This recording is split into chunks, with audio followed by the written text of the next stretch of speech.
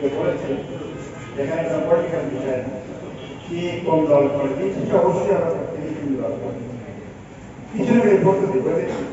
তাহলে আমি কোনো সমর্থন তো এখন কিছু না করে একটা ভোটার দিয়ে আমরা সেটা আমার কোনো টেনশন, কে কোন দল করবো কোন পার্টি করবো সেটা আমার ব্যাপার না, কে কোন ধর্ম হিন্দু না খ্রিস্টান না মুসলমান সেটাও গল্প।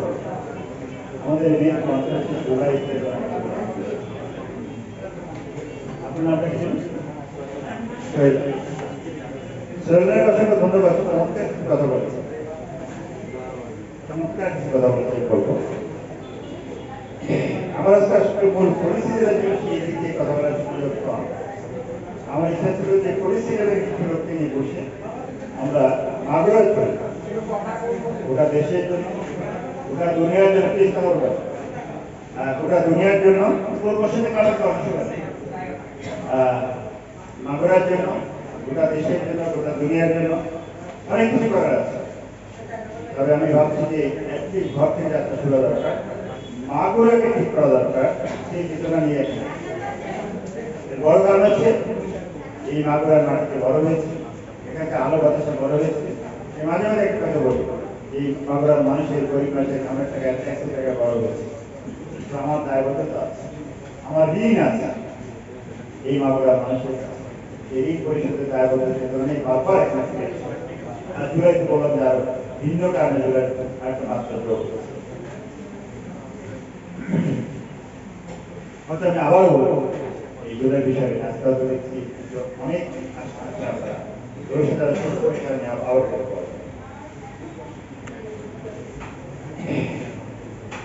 প্রথম কিছু কথা আসছে এখানে সেটা হচ্ছে একেবারে শর্ট টার্ম বিষয়, সুন্দর করে এক্সপ্লেন করেছেন যে আমরা তো এই বিপ্লব করার আগে কেউ তো ভাবিনি যে শহীদের টাকা পাবো,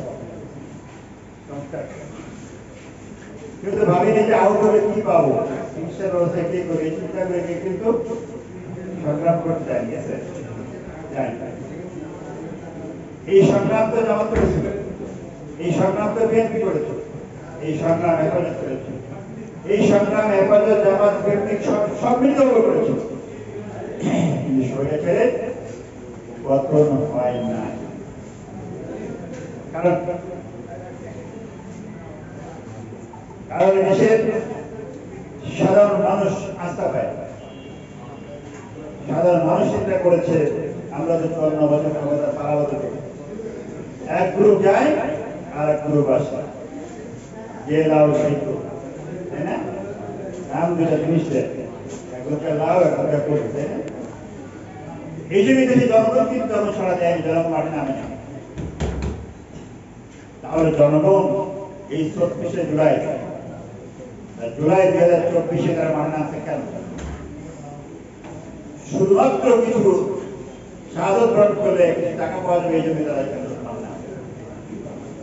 আহত হলে তাদের চিকিৎসার ব্যবস্থা করে শুরু, এই জন্য আমার নামে। তারা কি চেয়েছে? একটি বৈষম্যহীন সমাজ তারা চেয়েছে, এমন একটা সমাজ চাই যে সমাজে বৈষম্য থাকবে না, যে সমাজে চাঁদাবাজি থাকবে না, যে সমাজে ঘুষ থাকবে না, তাই না? কিন্তু আমরা কি পেয়েছি? মাগুরা তো পেয়েছি, মাগুরা তো কোনো ঘুষ নেই, তাই না? মাগুরা কোনো চাঁদা নেই,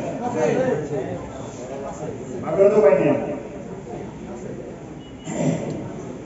আমরা চেয়েছিলাম যারা জীবন দিয়েছে, শহীদ হয়েছে, আত্মহত্যা দিয়েছে, আহত হয়েছে, তারা জীবনে যদি দিয়েছিল যে আমরা একটা বৈষম্যের জীবন অফিসে যাবো, ঘুষ ছাড়া কাজটা করে আসতে পারবো, সম্মানের সাথে কাজ করে আসতে পারবো।